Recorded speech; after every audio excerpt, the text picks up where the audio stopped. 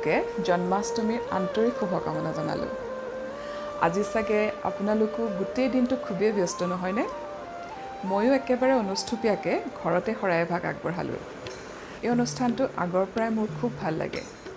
তেনেকৈ বিশেষ একো কৰা নহয় বাৰু, তথাপিও আটোমটোকাৰিকৈ শৰাই এভাগৰ ব্যৱস্থা কৰোঁৱেই। আজিও এয়া বুট মাহৰ প্ৰসাদ, পায়সৰ ভোগ আৰু কেঁচা মিঠৈ আগবঢ়াইছোঁ। এনেও এতিয়া ভাদ মাহ, থাপনাৰ আগত প্ৰসাদ কেইটামান আগবঢ়াব পাৰিলে মনটোতে শান্তি লাগে।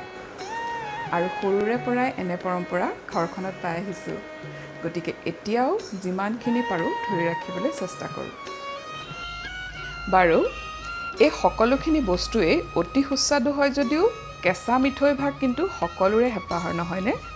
লগতে ভগৱান শ্ৰীকৃষ্ণৰো। অতি সাধাৰণভাৱেই মই এইখিনি বনালোঁ। ৰুকি লোৱা অলপ নাৰিকল লৈছোঁ, তাত আন্দাজমতে চেনি মিহলাই 1 ঘণ্টামানৰ কাৰণে থৈ দিম, যাতে চেনিখিনি গলি নাৰিকলৰ লগত মিহলি হৈ যায়। অষ্টমীৰ দিনা পিছে নাৰিকল খাব নালাগে বুলি কয়, কিন্তু এই নিয়ম একচুৱেলি ঠাই বিশেষেহে প্ৰচলিত। ইফালে এয়া মই পায়সৰ কাৰণে গাখীৰ উতলিব দিছোঁ। ইয়াত মই 1 লিটাৰ গাখীৰ লৈছোঁ। গাখীৰখিনি উতলিছে, এতিয়া ইয়াত 2 খিলা তেজপাত আৰু 2টা ইলাচি দিলোঁ। এইবাৰ দিলোঁ দুমুঠি তিয়াই থোৱা জহা চাউল।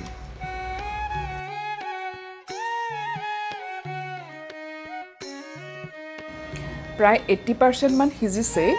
এতিয়া ইয়াত অলপ খিচমিচ আৰু চেনি 1 কাপ দিছোঁ।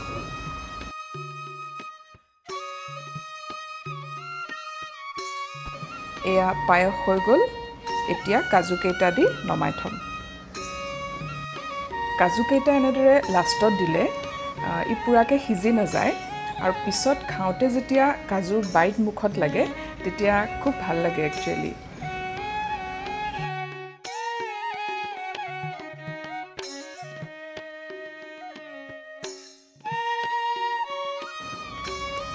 ঘৰত আগতে এনেদৰে ফলা মগু ব্যৱহাৰ কৰে, সেয়ে এতিয়াও কৰাৰ অভ্যাস। ধুওঁতে খালি অলপ টাইম লাগে বাৰু।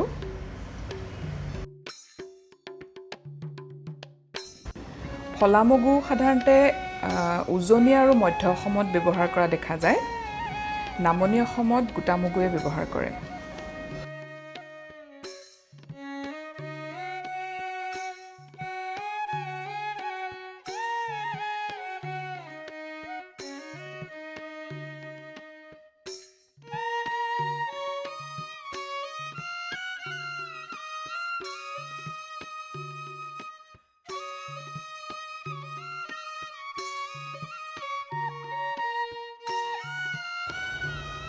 এতিয়া বনাম কেঁচা মিঠৈ।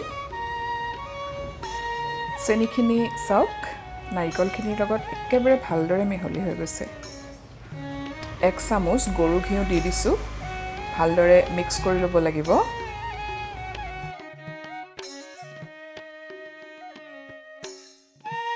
এইখিনি আজিয়ে পিচি লোৱা জহা চাউলৰ পিঠাগুড়ি এতিয়া নাৰিকলখিনিৰ লগত অলপ অলপকৈ মিহলাই যাম আৰু লাডু বনাই যাম।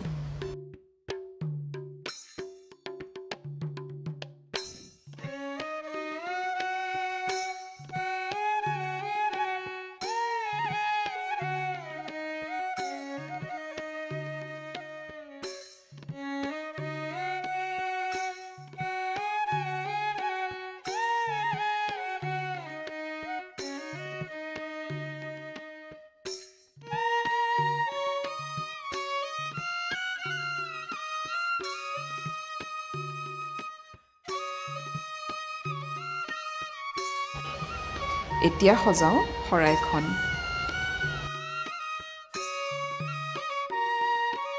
শৰাই সজোৱাৰ কিবা বিশেষ নিয়ম আছে যদিও সেয়া ভালদৰে নাজানো, কিন্তু অতি ভক্তিভাৱেৰে কামখিনি কৰিবলৈ চেষ্টা কৰোঁ।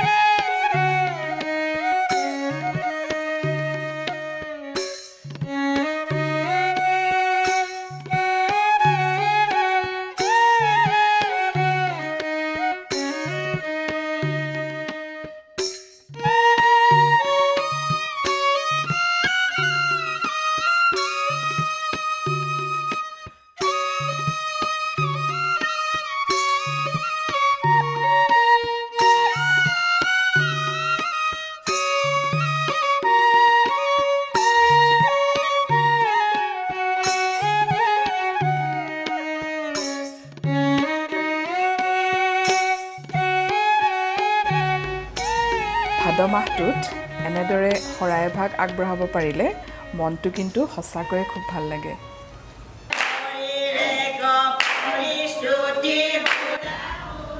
অসমীয়া সমাজ আৰু সংস্কৃতিত ভাদ মাহটো এক পবিত্ৰ মাহ বুলি গণ্য কৰা হয়। বিশেষকৈ শংকৰদেৱ আৰু মাধৱদেৱ এই দুইজনা মহাপুৰুষৰ তিথিও এই মাহটোতেই পৰে। গতিকে বিভিন্ন সত্ৰসমূহৰ লগতে সকলো নামঘৰতে এই মাহটোত ভকত আৰু গোপিনীসকলে নাম কীৰ্তন গাই ভক্তিত নিমজ্জিত হয়। আৰু এই পবিত্ৰ ভাদ মাহতেই জন্মাষ্টমীৰ তিথিও পালন কৰা হয়। কিন্তু এইখিনিতে এটা কথা যে ভাৰতবৰ্ষৰ আন আন ঠাইৰ লগত অসমৰ জন্মাষ্টমীৰ তাৰিখৰ অমিল দেখা যায়। ইয়াৰ এক প্ৰধান কাৰণ হ'ল আমাৰ অসমীয়া কেলেণ্ডাৰখন ভাৰতৰ আন আন ঠাই কেলেণ্ডাৰৰ সৈতে একে নহয়। তেনেদৰে সকলো ৰাজ্যৰে আচলতে নিজা নিজা দিন পঞ্জিকা বা কেলেণ্ডাৰ থাকে আৰু তেনেদৰেই উৎসৱ অনুষ্ঠানবোৰ পালন কৰা হয়। এইবাৰ প্ৰসাদৰ আটাইখিনি সামগ্ৰী একেলগে মিহলাই দিওঁ। মন কৰিছেনে? এনেদৰে প্ৰসাদৰ লগত যোগ কৰা সকলোখিনি বস্তুৱেই কিন্তু খুব স্বাস্থ্যকৰ আৰু খুব টেষ্টিও। ইও এক শংকৰদেৱৰে সংযোগ। তেওঁ কিন্তু অসমীয়া সমাজক ধৰ্মৰ লগতে প্ৰসাদৰো এক সুকীয়া ব্যৱস্থা কৰি থৈ গ'ল। এনেধৰণৰ প্ৰসাদৰ মিশ্ৰণ আন ক'তোৱে দেখিবলৈ পোৱা নাযায়।